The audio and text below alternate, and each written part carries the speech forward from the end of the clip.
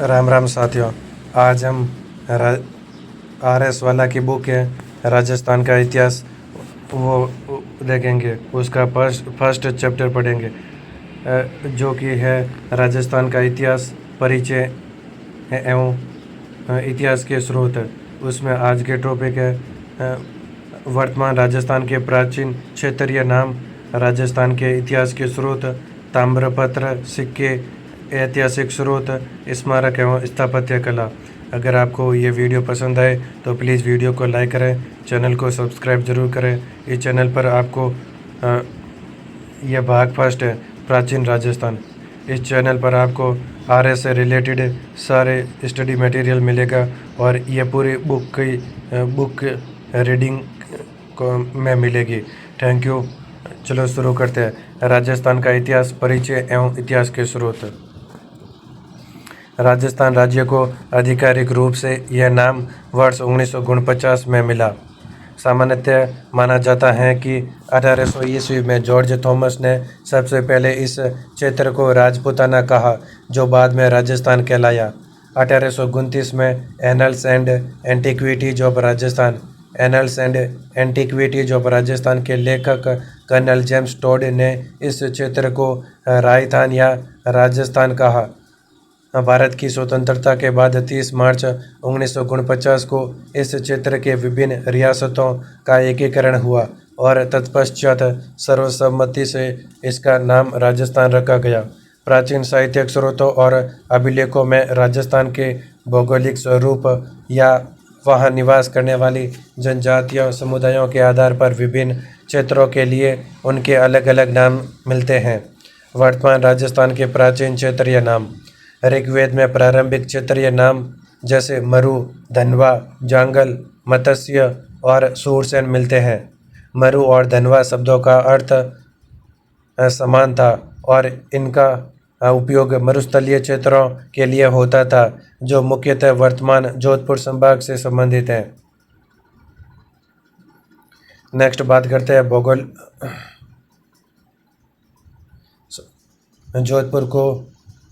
जोधपुर को प्रारंभ में मरु, बाद में मरुवार कहा गया, जो कालांतर में मारवाड़ कहलाया।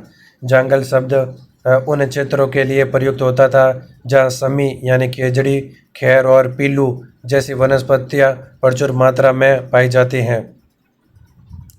अब ये राजस्थान का चित्र देखें। राजस्थान के विभिन्न क्षेत्रों के प्राचीन नाम हैं। जांगल, माड, मारू, मारवाड़, अदावाली, धाड़, पोखर, ढूंढाड़, मेवात, ऊपरमाल, देसरो, हड़ौती, मेवाड़ और वांगड़। मत्स्य महाभारत में वर्णित एक प्राचीन राज्य था, जिसमें वर्तमान जयपुर, अलवर और भरतपुर के भाग शामिल थे तथा इसकी राजधानी विराटनगर थी। सूरसेन राज्य का भी उल्लेख महाभारत में मिलता है। बीकानेर, नागौर और आसपास के क्षेत्रों को सामूहिक रूप से जांगल प्रदेश कहा जाता था। भरतपुर, मथुरा से लगे क्षेत्र तथा धौलपुर और करौली के बड़े हिस्से सूरसेन राज्य में आते थे।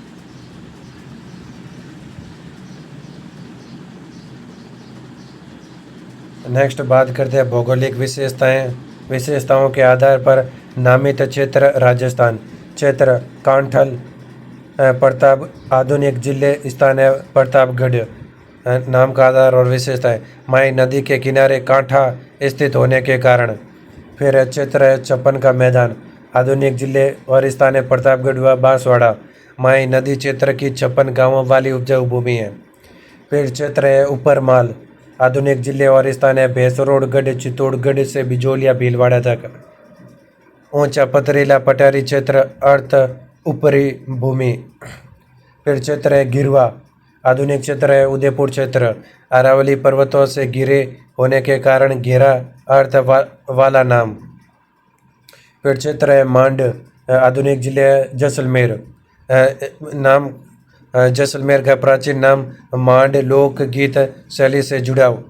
फिर है क्षेत्र वांगड़ क्षेत्र, आधुनिक जिले और स्थान है डूंगरपुर व बांसवाड़ा। पहाड़ी आदिवासी क्षेत्र, वागड़ी बोली और भील जनजाति से संबंध है।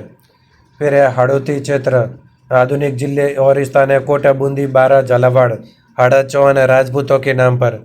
फिर है शेखावटी क्षेत्र, आधुनिक जिले और क्षेत्र है सीकर, झुंझुनू, चूरू, राव शेखा के नाम पर भित्ति चित्रों वाली हवेलियों के लिए प्रसिद्ध है।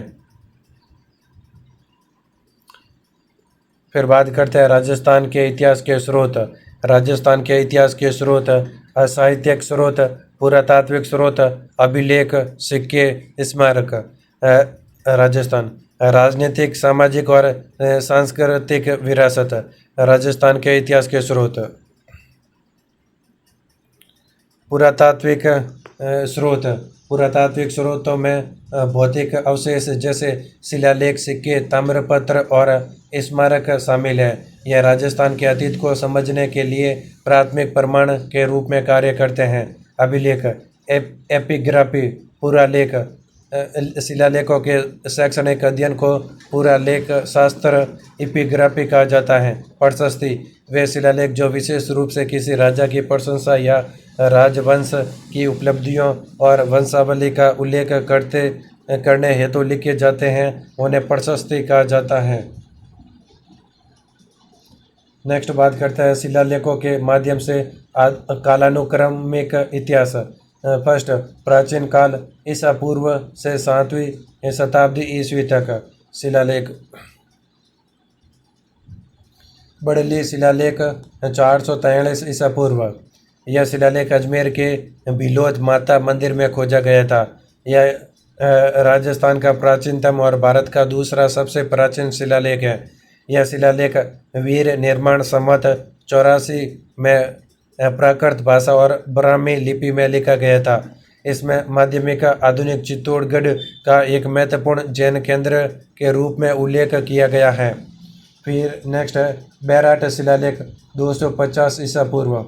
बैराट शिलालेख राजस्थान में जयपुर के समीप स्थित है। इसकी खोज 1837 में कैप्टन बर्ट ने बीजक पहाड़ी पर की थी। यह शिलालेख बुद्ध धर्म और संघ में सम्राट अशोक की आस्था को संदर्भित करता है, जो बौद्ध धर्म के प्रति उनके समर्थन को दर्शाता है। भीमडूंगरी शिलालेख 1871 कार्लाइल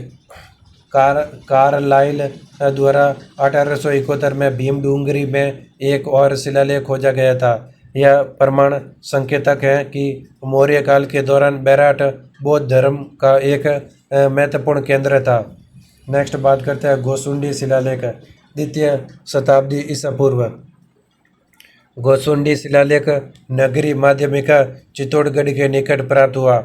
यह राजस्थान में भागवत वैष्णव संप्रदाय के प्रचलन का सबसे प्राचीन अभिलेखीय प्रमाण है। RS 2016 में पूछा गया। इसमें गज वंश के राजा सर्वतात पराशरी का पुत्र का उल्लेख मिलता है।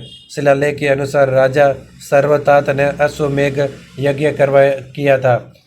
इसमें वासुदेव कृष्ण, जिसको कृष्ण और संकर्षण बलराम की उपासना तथा इनके पूजन हेतु पत्थर से घिरी नारायण वाटिका के निर्माण का उल्लेख है। नेक्स्ट, नगरी शिलालेख 2वीं शताब्दी ईसा पूर्व। नगरी शिलालेख राजस्थान के चित्तौड़ क्षेत्र में पाया गया था। यह वैष्णव धर्म और उस क्षेत्र में प्रचलित धार्मिक अनुष्ठानों के विषय में महत्वपूर्ण जानकारी देता है। नेक्स्ट, नादसा यूप स्तंभ 225 ईसा पूर्व। भीलवाड़ा में पाया गया यह यूप स्तंभ प्राचीन यज्ञों और क्षेत्र में शक सत्राप राज्यों के विस्तार के बारे में जानकारी देता है। नेक्स्ट, बरनाला यूप स्तंभ 227 ईस्वी। जयपुर के निकट खोजा गया यह यूप स्तंभ, जो वर्तमान में आमेर संग्रहालय में सुरक्षित है, 7 पाठशालाओं की स्थापना का उल्लेख करता है। नेक्स्ट, बड़वा स्तंभ 238 से 239 ईस्वी। बड़वा स्तंभ लेख राजस्थान के 12 जिले के बड़वा गांव से प्राप्त हुए हैं, जो मोखरी वंश के प्रारंभिक शासकों जैसे महासेनापति मोखरीबल और उनके पुत्रों से संबंधित है। यह स्तंभ लेख यूप संस्कृत भाषा व ब्राह्मी लिपि में लिखे गए हैं, जो तत्कालीन सामाजिक धार्मिक अनुष्ठानों और दान पुण्य का विवरण देते हैं। इनमें 3 भाइयों द्वारा त्रिरात्र यज्ञ किए जाने का उल्लेख मिलता है, इसलिए इसे त्रिरात्र यज्ञ शिलालेख भी कहा जाता है। फिर गंगधार शिलालेख 423 ईस्वी झालावाड़ में पाया गया। यह शिलालेख मयूराक्ष द्वारा विष्णु मंदिर के निर्माण का उल्लेख करता है, जो गुप्त काल के दौरान वैष्णव पूजा के महत्व को दर्शाता है। नेक्स्ट, नगरी शिलालेख। यह शिलालेख भी विष्णु की पूजा का प्रमाण देता है, जो राजस्थान में वैष्णववाद के प्रसार का संकेत है। नेक्स्ट, ब्रह्मर माता शिलालेख 490 ईस्वी प्रतापगढ़ में खोजा गया। यह शिलालेख गौर और ओलीकर राजवंशों का उल्लेख करता है, गुप्तोत्तर काल के राजनीतिक इतिहास के बारे में जानकारी प्रदान करता है।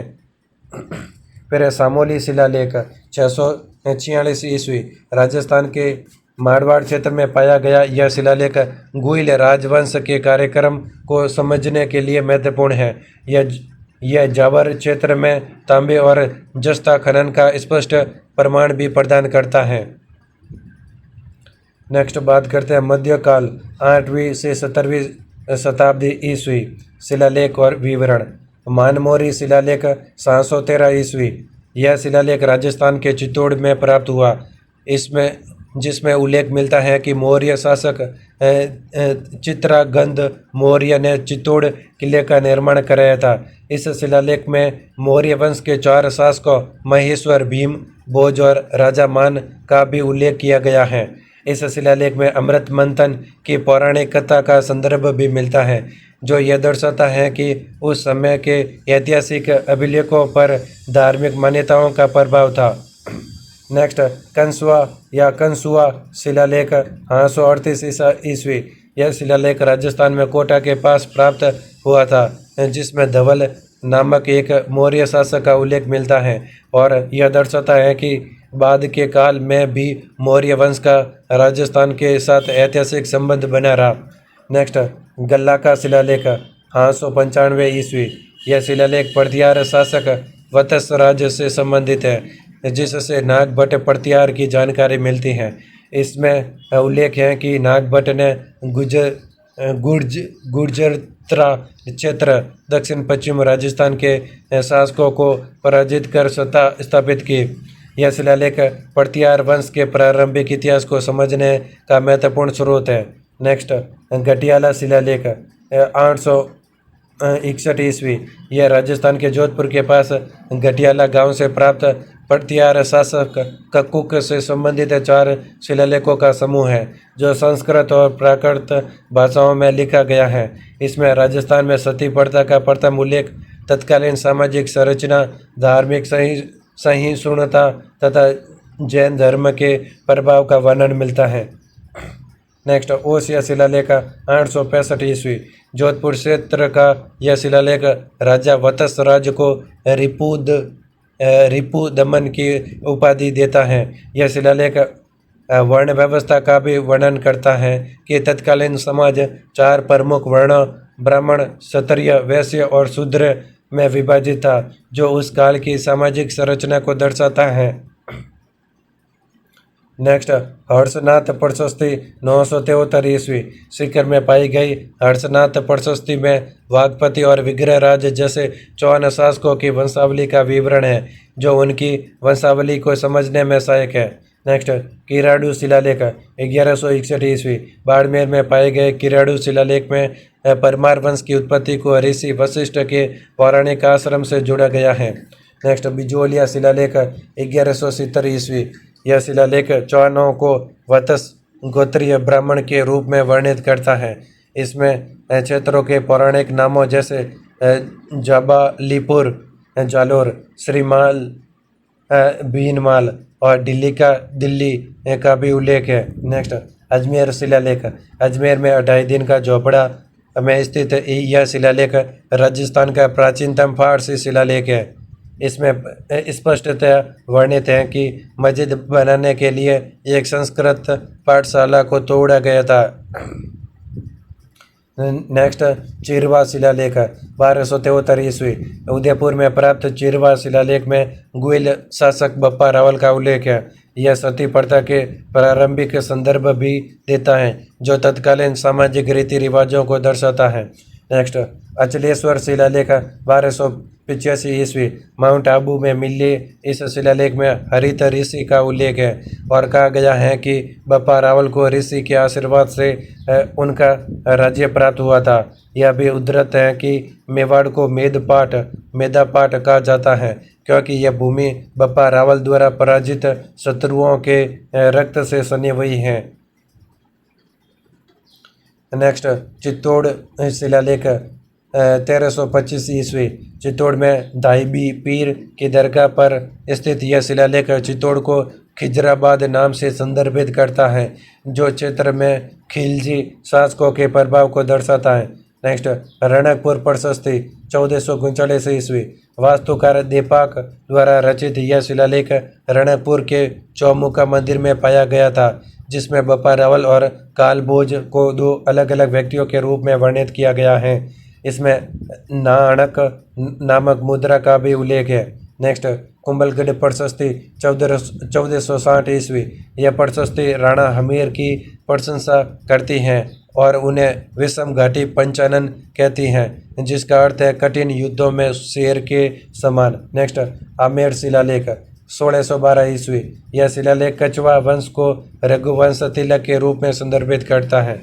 नेक्स्ट, राज प्रशस्ति 1674 ईस्वी राजसमंद झील के किनारे स्थित राज प्रशस्ति विश्व का सबसे बड़ा शिलालेख है जो 25 काले पत्थरों की शिला पर उत्कीर्णित है। यह 1615 ईस्वी की मुगल मेवाड़ संधि सहित मेवाड़ का विस्तृत इतिहास प्रस्तुत करता है। नेक्स्ट, बात करते हैं ताम्रपत्र की। ताम्रपत्र मुख्यतः भूमि अनुदान, कर मुक्ति और धार्मिक दान के लिए जारी किए जाते थे।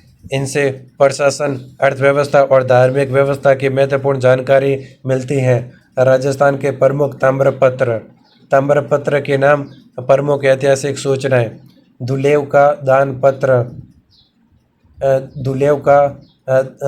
दानपत्र 679 ताम्रपत्र। दुलेव का दानपत्र की किष्किंधा वर्तमान कल्याणपुर के शासक महाराज भेटी द्वारा जारी ताम्रपत्र है जिसमें महाराज बप्पदत्ती के पुण्य हेतु उबारक ग्राम भट्टीनाग नामक ब्राह्मण को दान दिए जाने का उल्लेख है। नेक्स्ट, मथन देव का ताम्रपत्र 959 ईस्वी यह ताम्रपत्र महाराज मथन देव द्वारा जारी किया गया था जिसमें ब्राह्मण को भूमिदान का उल्लेख है। फिर ब्रोच गुजर ताम्रपत्र 978 ईस्वी इसमें गुजर वंश के सप्त सिंधु भारत से लेकर गंगा कावेरी तक के सैन्य अभियानों का वर्णन मिलता है। इतिहासकार कर्णिंगम ने इसी के आधार पर राजपूतों को कुषाणों की यूएची जाति से संबंधित माना है। नेक्स्ट, वीरपुर का दानपत्र 1185 ताम्रपत्र। यह गुजरात के चालुक्य राजा भीमदेव के सामंत अमृतपाल देव वागड़ के गुइल वंश द्वारा सूर्य पर्व के अवसर पर दिए गए भूमिदान का उल्लेख करता है। नेक्स्ट, आहड़ ताम्रपत्र 1206 ईस्वी इसमें गुजरात के सोलंकी राजाओं की मूल राज्य से लेकर भीमदेव द्वितीय तक की विस्तृत वंशावली दी गई है। यह भीमदेव द्वितीय के शासनकाल के दौरान मेवाड़ पर गुजरात के राजनीतिक प्रभुत्व को स्पष्ट करता है। नेक्स्ट, खेरुड़ा या खेरादा ताम्रपत्र 1433 ईस्वी महाराणा कुंभा द्वारा एकलिंग जी के पास भूमिदान का उल्लेख है। इसमें कुंभा द्वारा किए गए प्रायश्चित शंभू को 400 टके दान देने और तत्कालीन टका नामक मुद्रा व्यवस्था का विवरण मिलता है। नेक्स्ट, ठीकरा गांव का ताम्रपत्र 1464 ईस्वी में इस पत्र में गांव के लिए पहली बार मध्यकालीन प्रशासनिक शब्द मोजा का प्रयोग किया गया है। नेक्स्ट, पारसोली का ताम्रपत्र 1473 ईस्वी महाराणा रायमल के समय यह पत्र भूमि के विभिन्न प्रकारों पीवल, सिंचित, गोरमो, माल और मगरा का वर्णन करता है। यह भूमि उस समय की सभी राजकीय लागतों करों से मुक्त थी। नेक्स्ट, चीकली ताम्रपत्र 1483 ईस्वी यह ताम्रपत्र तत्कालीन मेवाड़ की राजस्व व्यवस्था और लाल बाग उपकर के बारे में विस्तृत विवरण प्रदान करता है। इसमें किसानों के विभिन्न वर्गों का उल्लेख है, जिसमें 15वीं शताब्दी की सामाजिक और कृषि संरचना का पता चलता है। इस ताम्रपत्र में उस समय प्रचलित फड़िया नामक मुद्रा सिक्कों का उल्लेख मिलता है। नेक्स्ट, पूर का ताम्रपत्र 1535 ईस्वी। यह ताम्रपत्र मेवाड़ के महाराणा विक्रमादित्य के शासनकाल से संबंधित है। इसमें रानी कर्णावती द्वारा गुजरात के सुल्तान बहादुर शाह के आक्रमण के समय जौहर दूसरे शाखे में प्रवेश करने से पूर्व दिए गए भूमि अनुदान का विवरण मिलता है। नेक्स्ट, लावा गांव का ताम्रपत्र 1558 ईस्वी। यह ताम्रपत्र महाराणा उदय सिंह के शासनकाल से संबंधित है। इस ताम्रपत्र में महाराणा उदय सिंह द्वारा लावा गांव टोंक के पास के निवासियों को दिए गए भूमि अनुदान और अभयदान सुरक्षा का वचन का उल्लेख मिलता है। यह मेवाड़ राज्य की सीमा विस्तार और टोंक क्षेत्र तक उनके प्रभाव को दर्शाता है। इस ताम्रपत्र के अनुसार महाराणा उदय सिंह ने यह आदेश दिया कि भविष्य में लड़कियों के विवाह के अवसर पर मापा नामक कर नहीं लिया जाएगा। नेक्स्ट, बेड़वास का ताम्रपत्र 1559 ईस्वी। यह ताम्रपत्र संवत 1616 में उदयपुर शहर की स्थापना की ऐतिहासिक पुष्टि करता है। नेक्स्ट, ढोल का ताम्रपत्र 1574 ईस्वी। महाराणा प्रताप इस ताम्रपत्र में के समय ढोल गांव में एक सैन्य चौकी मिलिट्री आउटपोस्ट के प्रबंधन और प्रबंधक जोशी पूर्णों को भूमि अनुदान देने का विवरण है। नेक्स्ट, गांव पीपली मेवाड़ ताम्रपत्र 1576 ईस्वी। यह ताम्रपत्र महाराणा प्रताप के शासनकाल के दौरान हल्दी घाटी के युद्ध 1576 ईस्वी के तुरंत बाद जारी किया गया था। इस ताम्रपत्र में महाराणा प्रताप द्वारा मध्य मेवाड़ के क्षेत्रों में जमीन के पट्टे भूमि अनुदान बांटने का उल्लेख मिलता है। नेक्स्ट, डीगरोल गांव का ताम्रपत्र 1648 ईस्वी। यह महाराणा जगत सिंह प्रथम के शासनकाल की ऐतिहासिक घटनाओं और प्रशासनिक निर्णयों से संबंधित है। नेक्स्ट, पांटिया ग्राम का दान पत्र 1677 ईस्वी। महारावत प्रताप सिंह प्रतापगढ़ द्वारा मेहता जयदेव को दान देने का विवरण। इसमें गुइल वंश के आदि राजाओं से लेकर मृत भट्ट तक की वंशावली अंकित है। नेक्स्ट, कोगा खेड़ी मेवाड़ ताम्रपत्र 1713 ईस्वी। महाराणा संग्राम सिंह द्वितीय द्वारा दिनकर भट्ट को हिरण्या स्वदान स्वर्ण और घोड़े का दान देने का विशेष उल्लेख है। नेक्स्ट, सिक्कों की बात करते हैं। न्यूमिस्मेटिक्स सिक्कों के अध्ययन को न्यूमिस्मेटिक्स कहा जाता है। महत्व, सिक्कों से हमें तत्कालीन आर्थिक स्थिति, राज्य की सीमा और शासकों की धार्मिक रुचियों की जानकारी मिलती है। प्रारंभिक खोज 1871 ईस्वी में कार्लाइल ने नागर टोंक से मालव जनपद के 6000 सिक्के खोजे।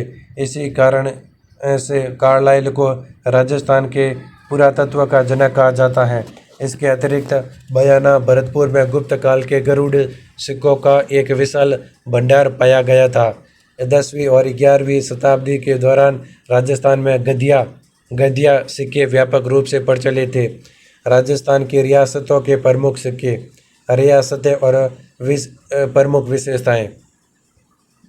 मेवाड़ रियासत, मेवाड़ ने स्वरूपशाही और चांदोड़ी नामक चांदी के सिक्के जारी किए। साथ ही कांसा और नजरिया जैसे तांबे के सिक्के भी जारी किए, जिनका उपयोग दैनिक लेन देन में भी किया जाता था। नेक्स्ट, मेवाड़ रियासत। मेवाड़ के सिक्कों को विजयशाही और लल्लुलिया के नाम से भी जाना जाता था। इन सिक्कों पर हनुमान, तलवार या फारसी लिपि के चिन्ह मिलते हैं। नेक्स्ट, आमेर और जयपुर रियासत है। आमेर में झाड़शाही सिक्के जारी किए, जिन पर 6 शाखाओं वाले वृक्ष झाड़ का प्रतीक बना होता था। नेक्स्ट, बीकानेर रियासत। गजशाही सिक्के बीकानेर के महाराजा गज सिंह द्वारा जारी किया गया थे। नेक्स्ट, धौलपुर में तमंचा शाही सिक्कों का उपयोग किया जाता था जिन पर पिस्तौल तमंचा का प्रतीक बना होता था। नेक्स्ट रियासत जैसलमेर रियासत। जैसलमेर के सिक्कों को अखेसाई, अभय या ओडिया कहा जाता था। नेक्स्ट अन्य रियासत है। बयाना भरतपुर में गुप्त काल के गरुड़ सिक्कों का एक विशाल भंडार पाया गया था। 10वीं और 11वीं शताब्दी के दौरान राजस्थान में गद्दिया सिक्के, जिन्हें इंडो ससानियन सिक्के भी कहा जाता है, व्यापक रूप से प्रचलित प्राचीन चांदी के मुद्राएं थी। नेक्स्ट बात करते हैं साहित्यिक स्रोत की। राजस्थानी साहित्य। मुणहोत नैण सिंह। मुणहोत नैण सिंह जोधपुर के महाराजा जसवंत सिंह के दीवान थे, जिन्होंने राजस्थान के राजपूत राज्यों का इतिहास लिखा। मुंशी देवी प्रसाद ने उन्हें राजपूतों का अबुल फजल कहा, क्योंकि उन्होंने राजपूत शासकों, उनके वंश, प्रशासन और राजनीति का विस्तृत वर्णन किया। मारवाड़ रा परगना री विगत। मारवाड़ का गजेटियर नाम से व्याख्यात यह पुस्तक जनगणना और कर की विस्तृत जानकारी प्रदान करती है। नैणसी री खयात। यह 14वीं शताब्दी के बाद लिखा गया राजपूतों का पर पहला ऐतिहासिक ग्रंथ है। मारवाड़ रा परगना री विगत। यह ग्रंथ मारवाड़ के परगनों की जनसंख्या, जातियों, भूमि, कर और प्रशासन से जुड़ी जानकारी देता है। इसे मारवाड़ का गजेटियर भी कहा जाता है, क्योंकि इसमें शासन व्यवस्था का संपूर्ण विवरण मिलता है। इससे तत्कालीन ग्रामीण जीवन और आर्थिक स्थिति को समझना आसान हो जाता है। नैणसी री खयात। इस ग्रंथ में राजपूत वंशों की वंशावली, युद्धों और शासकों के कार्यों का वर्णन है। इसमें सत्ता संघर्ष और राजनीतिक घटनाओं को सरल भाषा में बताया गया है। राजस्थान के इतिहास के लिए यह एक महत्वपूर्ण स्रोत माना जाता है। पृथ्वीराज राठौड़, वेली किशन रुक्मणीरी। बादशाह अकबर के दरबार में दरबारी पृथ्वीराज राठौड़ को जागीर के रूप में गागरोण किला दिया गया था। उन्होंने डिंगल शैली में प्रसिद्ध काव्य ग्रंथ वेली किशन रुक्मणीरी लिखा, जिसमें वीरता और प्रेम दोनों का वर्णन मिलता है। डूरसा आडा ने इसे 5वां वेद और 19वां पुराण कहा, और एल.पी. टेसी टोरी ने पृथ्वीराज राठौड़ को डिंगल का नायक कहा। नेक्स्ट बात करते हैं संस्कृत और फारसी ग्रंथ। पृथ्वीराज विजय। इस संस्कृत महाकाव्य की रचना जयानक ने की थी, जो पृथ्वीराज चौहान के दरबार के एक कश्मीरी कवि इतिहासकार थे। 12वीं सदी के अंत में लिखा गया यह ग्रंथ चौहान शासक पृथ्वीराज तृतीय के जीवन और विजयों का वर्णन करता है। इसमें तराइन के प्रथम युद्ध की जानकारी भी मिलती है।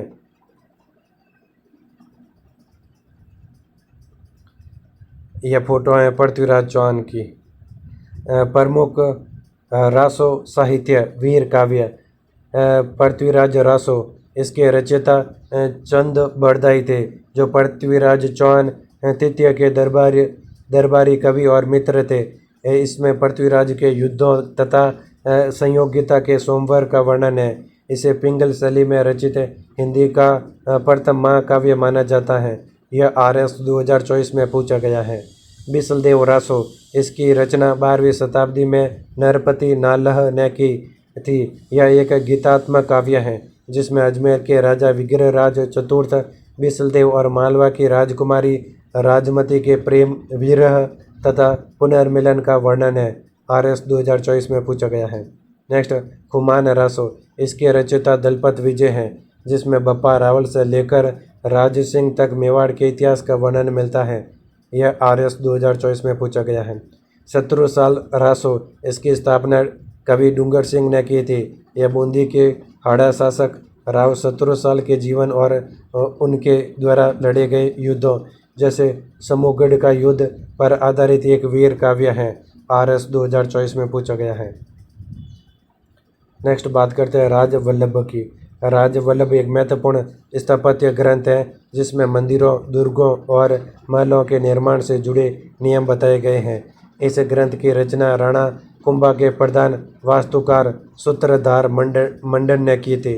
मंडन ने कुंभलगढ़, चित्तौड़गढ़ और विजय स्तंभ के निर्माण तथा जीर्णोद्धार में महत्वपूर्ण भूमिका निभाई थी। उन्होंने स्थापत्य और कला से संबंधित कई ग्रंथ लिखे, जैसे राजवल्लभ आवास और राजप्रसाद निर्माण, रूप मंडन, मूर्ति कला, वास्तु मंडन, वास्तुकला, वास्तुसार, प्रसाद मंडन, कोदड़ मंडन, धनुर्विद्या। नेक्स्ट बात करते हैं ख्वाजा उल फतूह।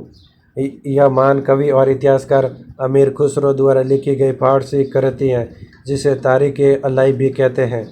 यह ग्रंथ अलाउद्दीन खिलजी द्वारा राजस्थान पर किए गए आक्रमणों का वर्णन करता है। इसमें चित्तौड़ और रणथंभौर जैसे प्रमुख किलों से संबंधित घटनाओं का उल्लेख मिलता है। यह पुस्तक उनकी गद्य शैली की पहली प्रमुख रचना मानी जाती है, जिसमें ऐतिहासिक घटनाओं के साथ साहित्यिक भाषा का अद्भुत संगम है। नेक्स्ट अकबरनामा अबुल फजल। अकबरनामा में अकबर के शासन और राजस्थान के राजपूतों से उसके संबंधों का वर्णन है। इसमें महाराणा प्रताप और अकबर के संघर्ष की जानकारी भी मिलती है। यह मुगल काल का एक प्रमुख ऐतिहासिक ग्रंथ है।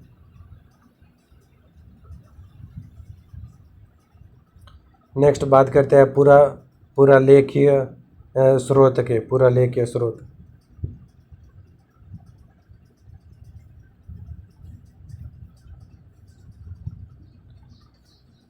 पत्राचार शब्दावली। खरीता यानी एक राजा द्वारा दूसरे राजा को भेजा गया पत्र।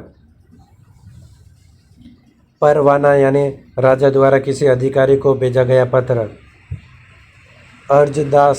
अर्जदासत यानी जनता या किसी अधिकारी द्वारा राजा को भेजा गया पत्र। रुका यानी राजा या शासक का स्पष्ट आदेश पत्र, जिसमें निर्णय या आज्ञा होता है। नेक्स्ट फरमान यानी शासकीय राजकीय आदेशों का फारसी शब्द में अभिलेख। नेक्स्ट बात करते हैं प्रशासनिक रिकॉर्ड और बहियाँ। सियाह हुजूर जयपुर।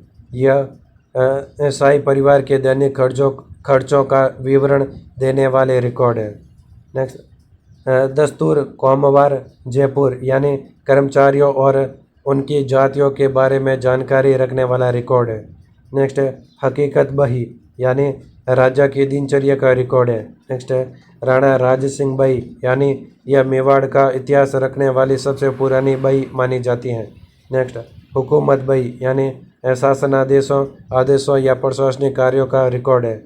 नेक्स्ट निशान और मंसूर यानी शाही आदेश, पहचान, दस्तावेज, संकेत। नेक्स्ट बात करते हैं स्मारक एवं स्थापत्य कला। शीतलेश्वर मंदिर, जलारा पाटन, 699 ईस्वी। यह राजस्थान का सबसे प्राचीन तिथि युक्त मंदिर है। यह प्रारंभिक मध्यकाल के दौरान राजस्थान में मंदिर वास्तुकला का प्रारंभिक प्रमाण प्रदान करता है। यह RS 2018 में पूछा गया है। यह फोटो देखिए शीतलेश्वर मंदिर, जलारा पाटन की। नेक्स्ट बात करते हैं जगत शिरोमणि मंदिर की, आमेर जयपुर में। यह मंदिर रानी कनकावती ने अपने पुत्र जगत सिंह की याद में बनवाया था। यह मुगल राजपूत वास्तुकला का एक उत्कृष्ट उदाहरण है। यहाँ मीराबाई द्वारा पूजित कृष्ण प्रतिमा स्थापित है। यह फोटो देखिए जगत शिरोमणि मंदिर आमेर की। नेक्स्ट बात करते हैं नीलकंठ महादेव मंदिर, राजौरगढ़ अलवर, 960 ईस्वी में। राजौरगढ़ से प्राप्त 960 ईस्वी के एक अभिलेख के अनुसार इस मंदिर का निर्माण गुर्जर प्रतिहार सामंत माथन देव ने अपनी माता की स्मृति में करवाया था। यद्यपि प्रतिहार शैली में सामान्यतः विष्णु और सूर्य मंदिरों का निर्माण मिलता है, लेकिन माथन देव द्वारा निर्मित यह विशेष मंदिर भगवान शिव को समर्पित था, जिन्हें अभिलेख में लचुकेश्वर कहा गया है। RS 2024 में पूछा गया है। फिर नेक्स्ट बात करते हैं पिपला माता मंदिर, ओसिया, जोधपुर में। यह मंदिर प्रतिहार काल के प्रसिद्ध मंदिर समूह का भाग है और पश्चिमी राजस्थान में नागढ़ शैली के मंदिर स्थापत्य के विकास को दर्शाता है। यह RS 2018 में पूछा गया है। चित्र देखें पिपला माता मंदिर ओसिया। नेक्स्ट बात करते हैं कामेश्वर महादेव मंदिर आहुआ पाली। यह मंदिर धार्मिक होने के साथ साथ 1857 के स्वतंत्रता संग्राम ठाकुर कुशल सिंह चंपावत और सुगाली माता से जुड़ा होने के कारण ऐतिहासिक महत्व रखता है। यह RS 2018 में पूछा गया है। That's all in this video.